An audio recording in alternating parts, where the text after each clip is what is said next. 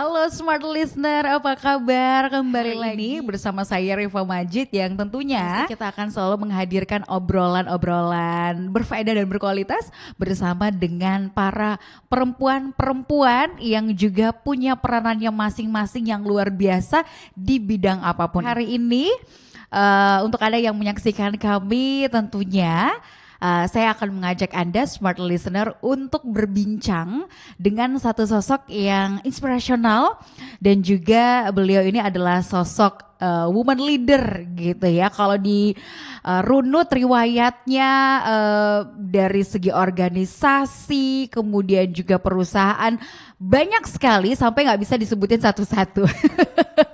Nah, sore hari ini Smart Listener kita berbicara tentu soal perempuan. Kalau berbicara perempuan tentu perempuan dengan banyak sekali perannya gitu ya di masyarakat, di keluarga, sebagai ibu, sebagai istri iya, sebagai anak juga iya. Tentunya dituntut untuk bisa memberikan dukungan baik terhadap suami, terhadap anak, dan juga lingkungan sekitar. Apalagi kalau misalnya peranan sebagai pemimpin baik dalam organisasi maupun bisnis.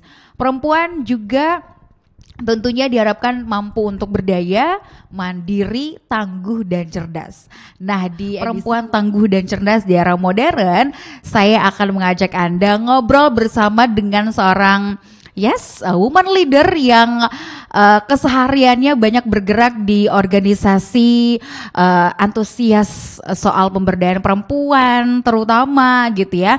Saat ini beliau menjabat sebagai Komite Remunerasi GCG dan Manajemen Resiko PT Petrokimia Gresik, kemudian juga Dewan Penasihat dari Kadin Sulawesi Selatan dan Ketua DPD Perempuan Indonesia Maju Sulawesi Selatan ada Ibu Ida Faridanur. Halo Ibu Ida, apa kabar? Alhamdulillah baik. Sehat ceria gitu ya. Kelihatan hujan-hujan. bener-bener. Tapi selama pancaroba ini pernah sakit nggak? Atau kesehatan Alhamdulillah terganggu? sih oke aja ya. Alhamdulillah. Rasanya apa Bu? Ya rasanya cuman karena musim aja jadi membatasi ruang gerak kita ya. Yang tadinya lancar misalnya bepergian dengan mobil misalnya yang tadinya jarak yang ditempuh setengah jam bisa jadi 1 jam gitu. Itu aja sih. Selebih dari itu ya kita harus menikmati lah yang namanya memang udah musimnya hujan ya. Udah musimnya memang dingin. Kita dikasih 2 musim di sini kan ada musim panas, musim dingin ya harus nikmati aja. Oke. Rahasianya biar selalu fresh dan sehat dalam cuaca apapun itu kalau versi Ibu Ida apa? Harus 4M kalau nggak Apa salah sih itu? itu. Pertama itu harus mulutnya harus dijaga ya. Jadi makannya nggak boleh sembarang. Oh yes. Ya kan. Yang kedua itu harus kita move. Jadi harus selalu harus ada olahraga lah. Meskipun musim hujan kan di rumah juga bisa ya melakukan berbagai macam olahraga. Karena sekarang ini kalau kita lihat di media sosial itu kan gerakan yang tadinya cuma bisa dilaksanakan di gym itu udah bisa dilaksanakan di rumah. Di rumah benar. Ya, Workout simple yes.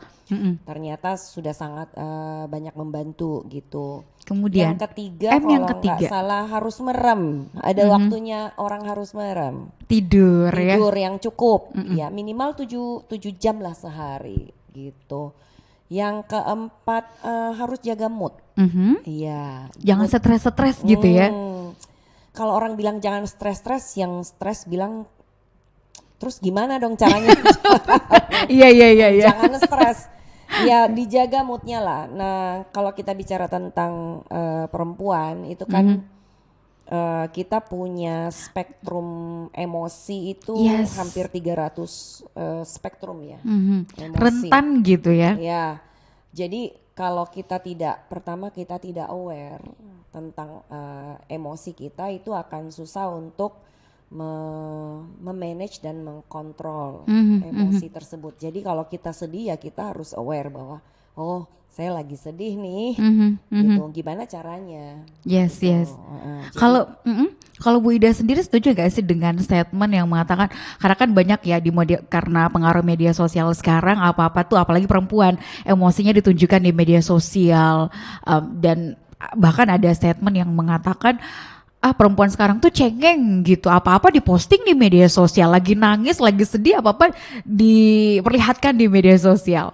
Iya. Makanya di Perempuan Indonesia Maju itu kami selalu mengadakan pelatihan tentang literasi digital. Bagaimana penggunaan sosial media itu untuk meng-create personal branding. Jadi banyak perempuan tanpa sadar, meskipun laki-laki juga, yaitu tidak terbatas dari gender menurut saya, bahwa banyak sekali orang kalau ditanya dia pengen image-nya seperti apa.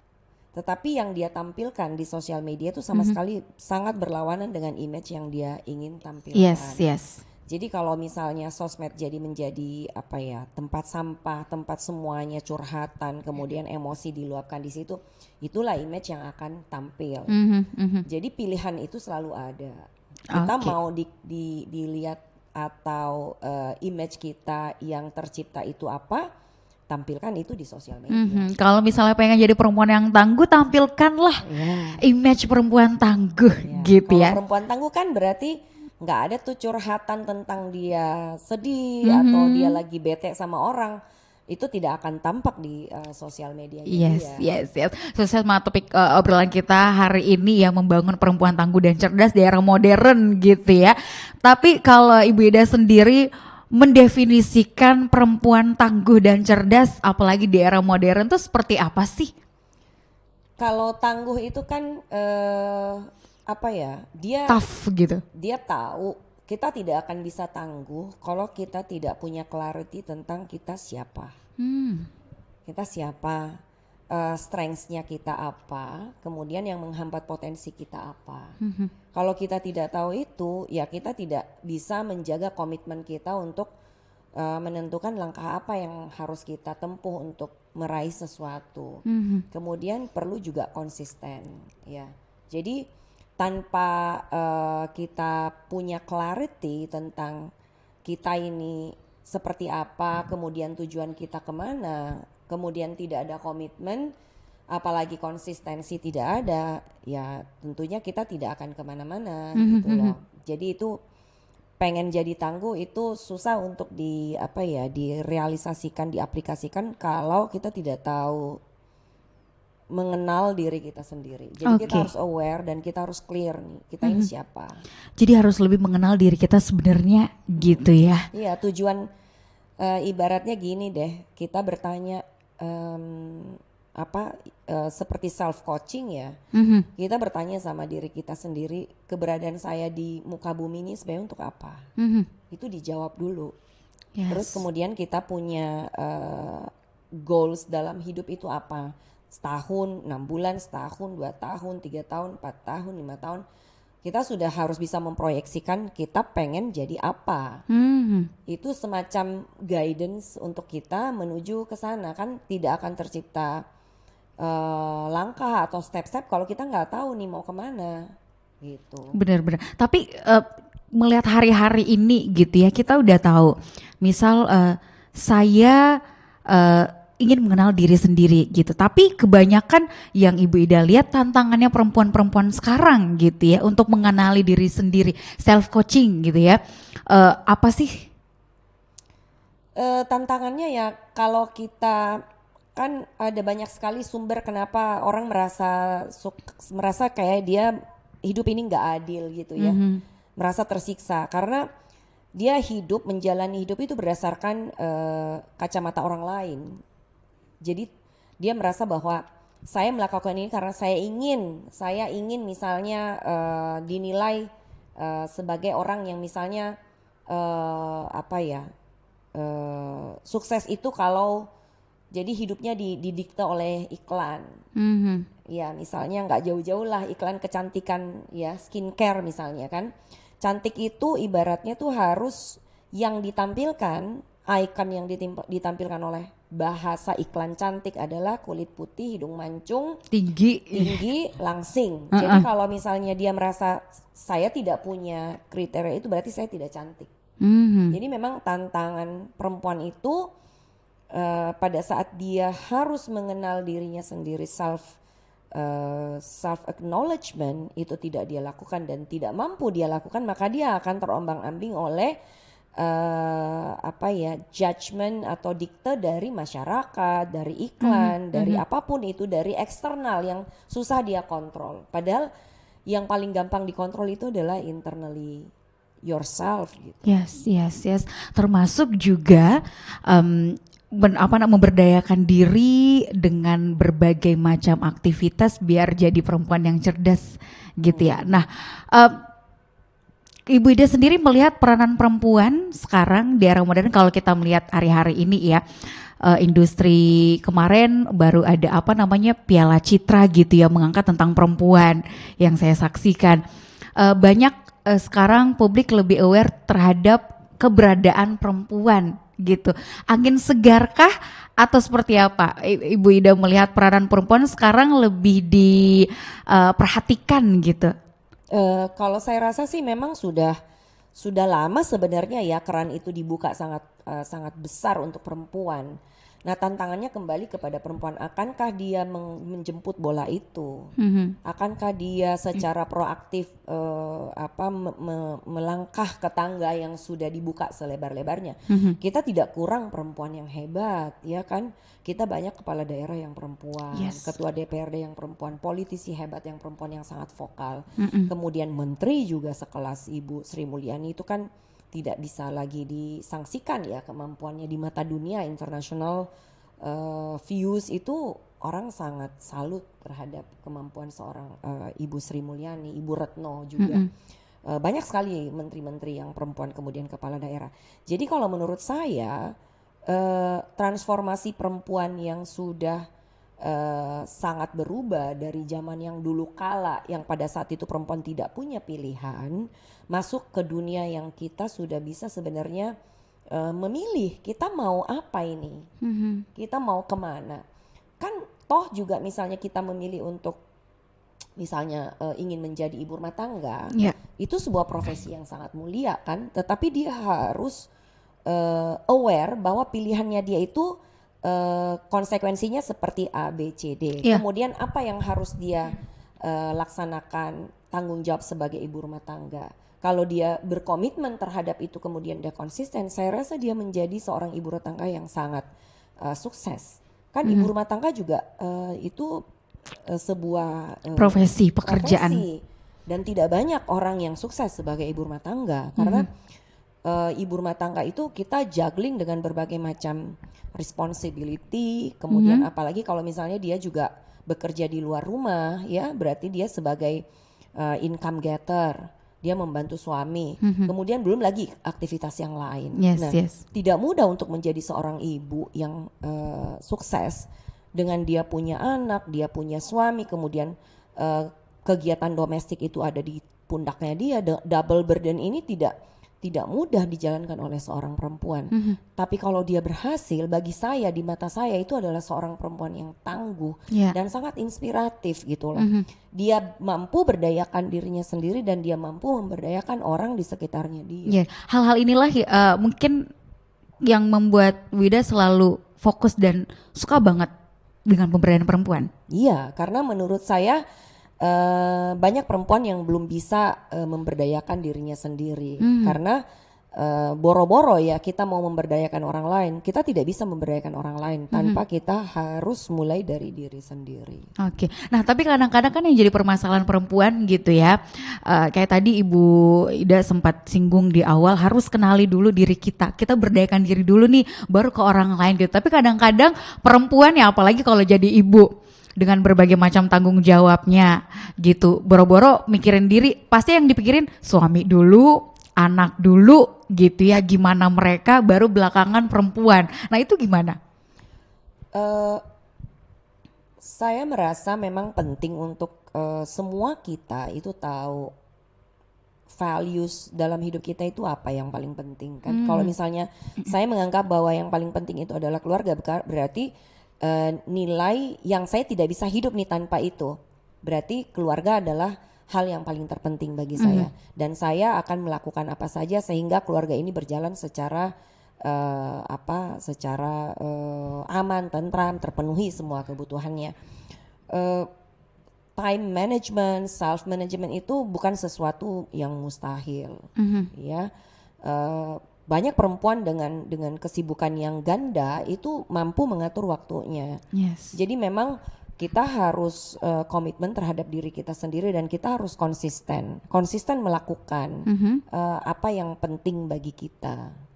Oke, baik. Kalau di Perempuan Indonesia Maju sendiri, upaya-upaya untuk memberdayakan perempuan, menjadikan perempuan lebih cerdas itu apa-apa saja? Ya, Perempuan Indonesia Maju itu kan sebuah organisasi yang merangkul segala profesi, mulai dari ibu rumah tangga, kemudian ada politisi, ada guru, ada dosen, ada dokter, macam-macam ya. Berangkat dari keberagaman ini, maka dengan sudah 1 tahun kami berkiprah setelah kami dilantik, umurnya baru 1 tahun, dan berbagai macam kegiatan itu akhirnya 2022 kami tutup kemarin dengan evaluasi. Kemudian kami mendengarkan feedback dari seluruh pengurus apa yang mereka inginkan. Kemudian bagaimana mereka melihat PIM sebagai organisasi yang dapat membantu mereka untuk mengaktualisasikan diri dan meningkatkan kapasitas mereka. Dan akhirnya diputuskanlah bahwa 2023 itu kita akan fokus ke peningkatan kapasitas dalam bidang pelatihan. Dan kami sudah membuat namanya piramida matrikulasi pelatihan yang terdiri dari 3 klaster. Jadi klaster yang paling bawah itu adalah compulsory atau yang wajib diikuti oleh seluruh pengurus Perempuan Indonesia Maju. Kemudian di tingkat yang lebih lagi lanjut itu adalah tingkat intermediate, itu sudah fokus ke profesi masing-masing. Kemudian tingkat yang paling atas itu adalah tingkat advance, itu untuk mempersiapkan leader selanjutnya. Jadi kaderisasi itu sudah kami persiapkan sejak awal dan kami bekali ibu-ibu ini dan para pengurusnya dengan berbagai macam pengetahuan yang harus dimiliki, kapasitas yang harus mereka miliki, kompetensi yang harus mereka miliki untuk kemudian mereka menjadi pemimpin minimal di rumah sendiri atau lingkungan sendiri. Pengurus atau bahkan anggota ya yang tergabung dalam Perempuan Indonesia Maju Sulawesi Selatan ada berapa? Kalau di Sulawesi Selatan itu sekarang 138. Ini pengurus di pengurus DPD, Dewan pengurus Pimpinan Daerah. Pimpinan daerah. Kalau di kabupaten kami baru terbentuk di 4 kabupaten kota, Kota Makassar sudah, kemudian Sidrap, Tanah Toraja dan Luwu. Insya Allah bulan ini kami akan melantik Bulukumba. Kemudian di kuartal pertama ini akan ada kalau nggak salah 4 atau 5 lagi DPC yang akan dibentuk. Wow, semoga lancar semuanya ya. Amin. Insya Allah 24 kabupaten kota bisa semuanya ada PIM di situ. Tapi Bu Ida, sebenarnya ini ya, saya yakin teman-teman di para perempuan di PIM dengan berbagai macam latar belakang tentu melihat secara umum perempuan-perempuan di Sulawesi Selatan itu kebanyakan masalahnya apa sih gitu. Kita perempuan di Sulawesi Selatan kebutuhannya apa sih sebenarnya, permasalahan terbesar perempuan di Sulsel itu apa? Iya, macam-macam ya, tergantung dia berada di lingkungan yang mana. Kan ibu rumah tangga tantangannya beda dengan orang yang punya profesi. Tapi yang paling mendasar tentunya itu tantangan yang terbesar itu bagaimana mereka memiliki kemampuan untuk berkomunikasi dengan baik. Ya, kemampuan untuk berkomunikasi, didengar, dimengerti, kemudian dipahami apa maunya, dan itu tidak bisa diraih tanpa komunikasi yang efektif. Jadi perlu ilmu keterampilan berkomunikasi itu juga menjadi salah satu pelatihan yang kami buat di PIM dalam workshop yang berjudul Personality Diversity Indicator. Jadi kita memperkenalkan kepada pengurus bagaimana apa indikator yang dimiliki oleh misalnya si A yang berkepribadian tertentu, bagaimana cara berkomunikasi dengan dia. Jadi moto bahwa perlakukan orang sebagaimana engkau mau diperlakukan itu sudah tidak berlaku. Yang berlaku adalah perlakukan orang lain sebagaimana dia butuh diperlakukan. Treat them as they need to be treated. Karena warna kepribadian kita berbeda-beda, belum tentu apresiasi bagi saya bentuk apresiasi itu sama dengan bentuknya Mbak Rifa, yang Mbak Rifa inginkan. Nah, tanpa komunikasi, tanpa kita tahu kepribadian seseorang dan style berkomunikasinya dia, tentunya itu akan sulit dan akan banyak sekali communication barrier di antara pengurus ataupun sesama anggota keluarga pun. Banyak kan ibu-ibu yang merasa kok yang anak yang satu saya ini susah sekali untuk diajak berkomunikasi karena dia tidak tahu bahwa kepribadian dari misalnya anak itu, dia lebih cenderung misalnya diajak bicara harus dengan cara yang lebih misalnya detail, tidak bisa mungkin juga to the point misalnya ya. Jadi ada beberapa tipe kepribadian, kebutuhannya juga berbeda-beda kebutuhan berkomunikasinya. Jadi saya merasa tantangan yang terbesar bukan hanya perempuan, tetapi dimanapun itu adalah komunikasi. Orang bercerai bukan karena tidak cocok, komunikasinya karena memang semuanya tidak cocok, yang ada kan dicocok-cocokin. Tetapi kalau yang tidak cocok itu bisa dikomunikasikan sehingga yang satu lebih mengerti terhadap misalnya harapan, kecemasan dari yang satunya, saya rasa disitulah titik temunya. Kemudian perang pun terjadi itu karena komunikasi yang tidak nyambung kan, gitu. Mereka mungkin suami istri yang bercerai, mereka berbicara tetapi mereka tidak berkomunikasi. Bercakap-cakap iya, tapi komunikasi tidak. Jadi tidak saling mengerti gitu, nggak saling paham. Communication is about understanding. Kalau Bida sendiri menerapkan komunikasi seperti apa dalam keluarga bersama suami? Sangat open communication ya. Jadi keluarga itu, saya mendidik anak itu tidak dengan dictating. Jadi saya encourage mereka untuk mereka berbicara apa yang menurut mereka baik, dan itu from time to time, dari waktu ke waktu mereka ditanya feedbacknya. Jadi misalnya ada aturan yang ingin diimplementasikan, diberlakukan di rumah, kita ajak mereka dulu berdiskusi. Gimana nih, misalnya ada suasana seperti ini, kita perlu misalnya mencapai ini, bagaimana menurut si A misalnya ya. Kita kasih mereka kesempatan untuk berbicara dan kita meraih konsensus bersama pada saat menerapkan itu. Misalnya nggak jauh-jauh, pemakaian mobile phone ya.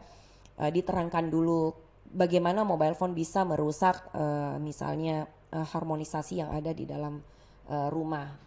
Saya misalnya, saya pegang handphone, anak saya bicara, saya nggak lihat mukanya dia, saya nggak lihat matanya dia, itu tentunya pasti tidak terjadi komunikasi.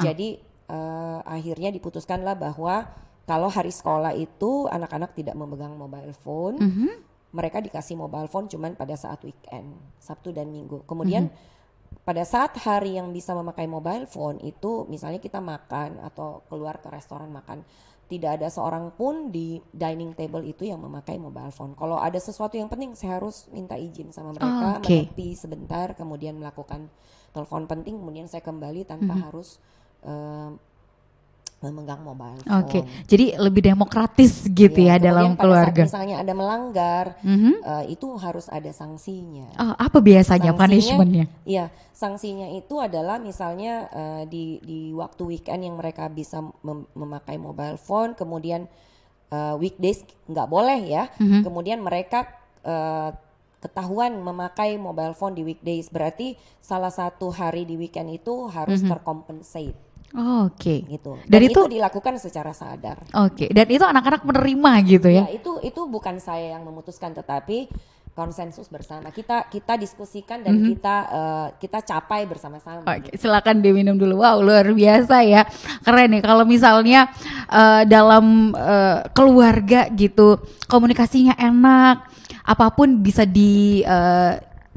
komunikasikan, didiskusikan begitu, jadi bisa sama-sama enak gitu. Nge-treatnya juga as what we need to treat gitu ya. Kayak misalnya gini nih, ada salah satu anak saya itu yang dia itu sangat kinestetik dan dia mengalami challenge yang terbesar pada saat pandemic, online learning system gitu kan. Ternyata dia tidak bisa tidak bisa mengikuti sistem pembelajaran yang seperti itu. Kemudian angkanya kan sangat drop. Respon pertama pada saat itu, saya tidak langsung mengatakan atau menjudge dia bahwa saya tanya dulu bagaimana perasaannya dengan misalnya nilai yang drop itu, apa yang ingin dia lakukan gitu. Jadi langkah-langkah yang dia lakukan itu bukan keluar dari saya, tetapi keluar dari diri anak sendiri. Berarti Bu Ida juga termasuk ibu yang menerapkan apa ya, coaching kepada anak-anak gitu ya? Ya sebenarnya As a certified coach gitu. sebenarnya dalam hidup ini bukan hanya kepada anak, kepada pasangan dan kepada teman juga ya, yang misalnya dia ingin curhat atau apa, ya kita bertindak sebagai coach. Jadi kita lebih banyak mendengar, kemudian memahami dan membersamai orang yang berbicara dengan kita. Yang selama ini mungkin kita, kalau biasanya orang curhat sama kita kan belum apa-apa, dia belum selesai curhatnya kita udah, wah kalau saya yang jadi kamu, saya akan seperti ini. Tapi kan pada kenyataannya dia tidak butuh itu. Pengen didengar aja Dia butuh gitu. didengar, Iya gitu. iya. Dia butuh disupport. Oke. Dan itu berlaku kepada manusia siapapun dia semua orang punya kebutuhan dasar yang sama, ingin didengar, ingin dimengerti, ingin dipahami perasaannya. Gimana dengan perempuan yang misal tidak mendapatkan support system dari keluarga atau lingkungan sekitar? Banyak kalau misalnya kita lihat pemberitaan gitu ya, akhirnya ada ibu yang mencelakai anaknya karena depresi sendiri, stres sendiri, nggak ada support system gitu, merasa menyalahkan semuanya beban ada di dia gitu. Kalau naik pesawat, kan stewardessnya ngomong gini ya, jika suhu di kabin berkurang maka akan turun alat bantu pernapasan. Alat bantu pernafasan, pakai alat bantu pernafasan sebelum Anda menolong orang lain. Kalau saya ya analoginya dalam hidup itu kita perbaiki dulu diri kita sendiri sebelum kita memperbaiki orang lain. Jadi kita tidak akan bisa meng-coach orang lain sebelum kita bisa meng-coach diri sendiri. Jadi self coaching itu adalah proses yang tiap hari kita tanyakan. Pada saat misalnya kita bangun tidur, apa yang target apa yang ingin kita capai pada hari itu, apa yang kita bisa buat lebih baik daripada hari kemarin, apa yang kita rasakan. Nah kalau ini menjadi kompas kita nih sebelum kita beraktivitas, jadi sehari itu kita jalani, kita ada goals yang jelas. Oke. Setiap hari Ibu Ida mengaturnya seperti itu, time management dengan berbagai macam aktivitas. Iya kan, kalau toh juga misalnya ada disruptions, kita jadinya nggak baper karena kita udah tahu nih hari ini target saya ini. Gitu. Jadi kalau misalnya banyak challenge dari eksternal, itu kita bisa kita nggak baper ya, kita tahu bahwa oke, mungkin akan tertunda target saya hari ini, tetapi saya tahu sebabnya karena ini. Ibu tipikal yang semuanya harus teratur, tertata, detail juga. Atau yang ya udah deh let it flow? Hidup itu kan harus ada perencanaan ya, iya kan? Tanpa perencanaan kita tidak akan punya kompas, kita akan kemana. Tapi kalau ada sesuatu yang terjadi di tengah-tengah perencanaan itu ya kita harus terbuka untuk berbagai macam peluang dan disrupsi yang ada. Dan kita harus punya exit way untuk tahu kalau misalnya ini terjadi, maka banyak sekali pilihan-pilihan yang lain yang bisa kita ambil. Tetapi yang paling penting adalah keputusan itu kita ambil dengan sangat sadar. Kita tahu bahwa keputusan ini akan seperti ini jadinya. Kalau toh juga ada yang terjadi di luar dari apa yang sudah kita rencanakan, ya kita akan embrace itu dan kita akan mencari lagi solusi yang lain. Yes. Perempuan yang solutif gitu ya. Saya yakin Bu, dan saya juga tentu Ibu Ida mungkin juga percaya ya bahwa generasi kita selanjutnya, generasi yang baik, generasi yang cerdas itu lahir dari siapa perempuan di baliknya gitu ya. Perempuan cerdas melahirkan generasi-generasi yang cerdas. Menurut Ibu Ida, apa nih yang para perempuan harus lakukan untuk bisa mengupayakan dirinya bisa berdaya, membangun kecerdasan secara emosional dan lain sebagainya agar generasi-generasi selanjutnya bisa ikut menjadi generasi yang lebih baik gitu. Iya, kembali lagi kita tidak akan mampu memberdayakan diri sendiri kalau kita tidak jelas ini kita arahnya kemana. Iya, jadi harus benar-benar clear. Ini saya mau jadi apa ini, apa yang ingin saya capai. Kan misalnya saya udah prediksi misalnya 5 tahun yang lalu saya udah misalnya ngomong seperti ini, 5 tahun ke depan saya ingin tetap punya kerjaan, tapi saya ingin saya yang mengatur waktu, saya pengen dapat duit dari situ. Kemudian saya ingin membentuk lembaga misalnya untuk people development. Apa yang saya buat dalam waktu 5 tahun? Tentunya langkah-langkah yang menuju ke sana. Saya mengikuti workshop, mengambil sertifikasi, ikut sekolah lagi, karena itu yang jadi kompas. Kan kita jadi tahu apa yang harus dipersiapkan untuk menjadi 5 tahun ke depan itu. Dan siapapun dia itu perlu clarity dalam hidupnya. Dia mau jadi apa? Kalau misalnya kita memutuskan untuk menjadi ibu rumah tangga, oke, menjadi ibu rumah tangga itu yang seperti apa yang saya inginkan, gitu. Jadi kalau tidak ada clarity atau kejelasan, kejernihan dalam menentukan langkah dan goals kita akan gampang sekali terdistract. Yes. Iya kan? Karena tidak ada pijakannya gitu, tidak jelas ini maunya kemana nih. Bener-bener. Iya kan? Ngikut arah angin aja istilahnya gitu ya. Iya, ikut arah angin. Kalau anginnya kencang ke sana, sesimpel inilah saya dari rumah mau ke sini kan saya tahu tujuan saya ke sini.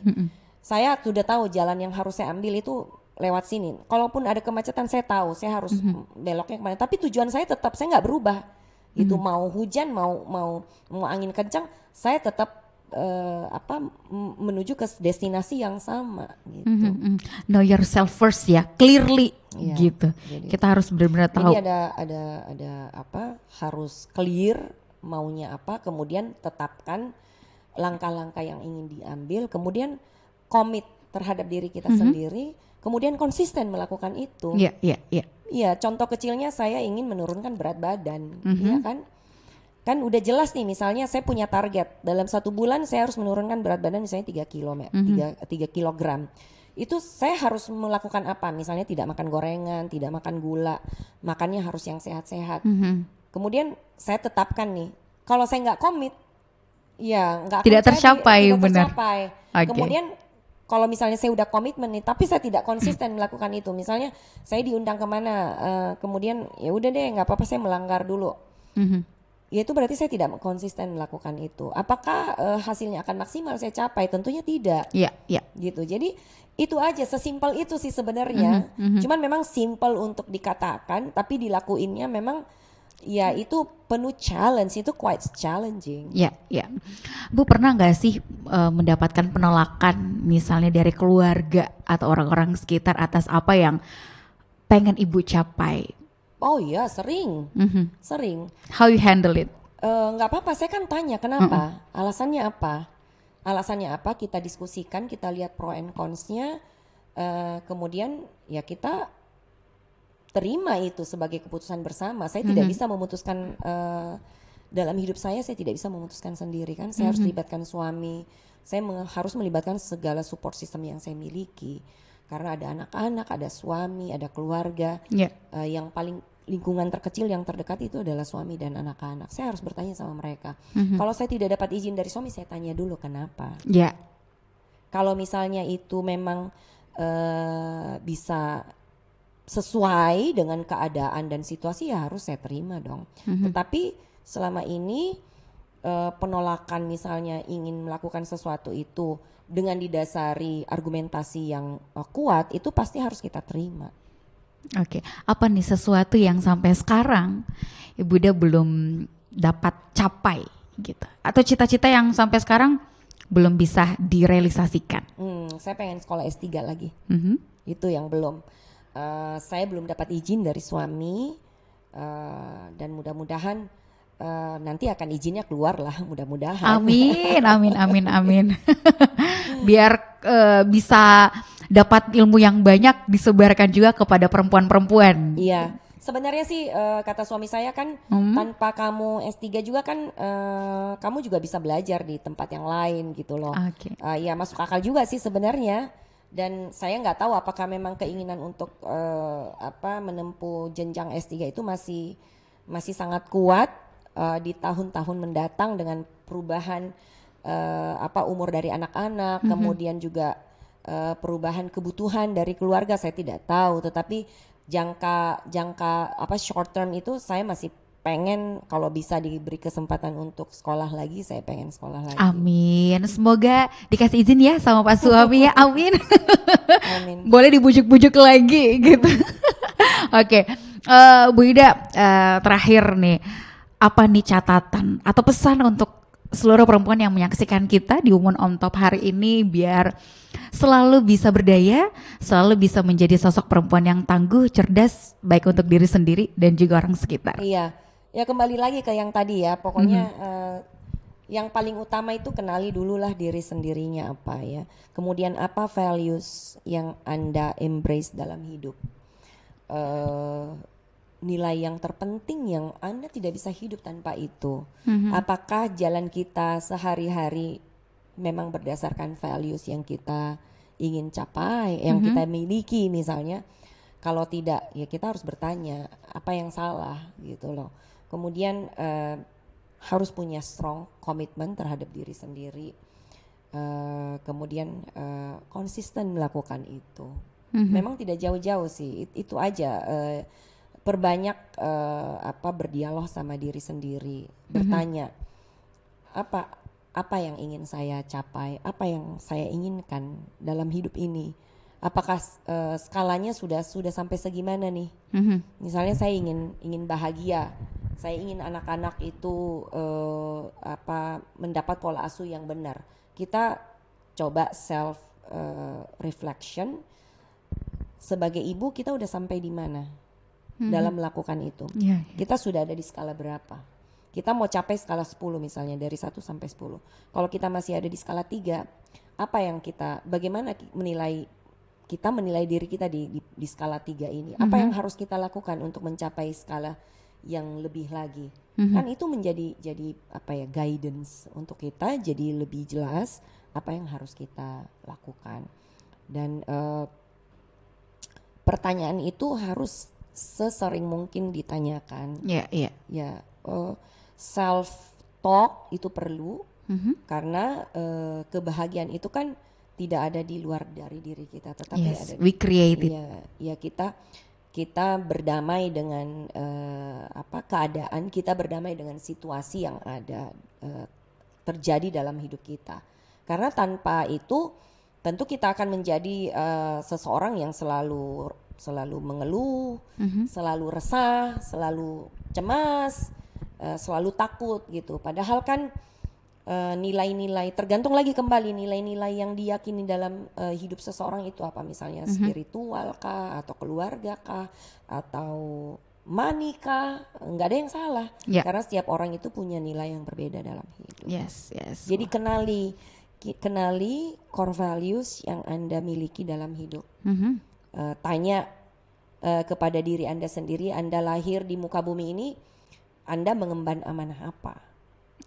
Anda ingin menjadi apa? Saya rasa kalau pertanyaan itu sudah dijawab, itu akan menjadi guidance yang sangat kuat untuk kita mencapai apa yang maksud dan tujuan kita ada di bumi ini. Core value atau big why kita gitu ya. Thank you so much Bu Ida untuk waktunya hari ini sudah ngobrol di Women on Top, dan semoga obrolan kita bisa menginspirasi para perempuan yang menyaksikan ini. Dan mendapatkan insight tentunya untuk lebih mengenali nilai diri, lebih mengenali kita maunya apa sih gitu. Komitmen, konsisten, capai goalsnya. Jadi perempuan tangguh dan cerdas. Sekali lagi terima kasih Bu, sukses dan sehat selalu. Dan terima kasih juga untuk Anda smart listener. Lagi di episode selanjutnya. Thank you, sukses untuk Anda.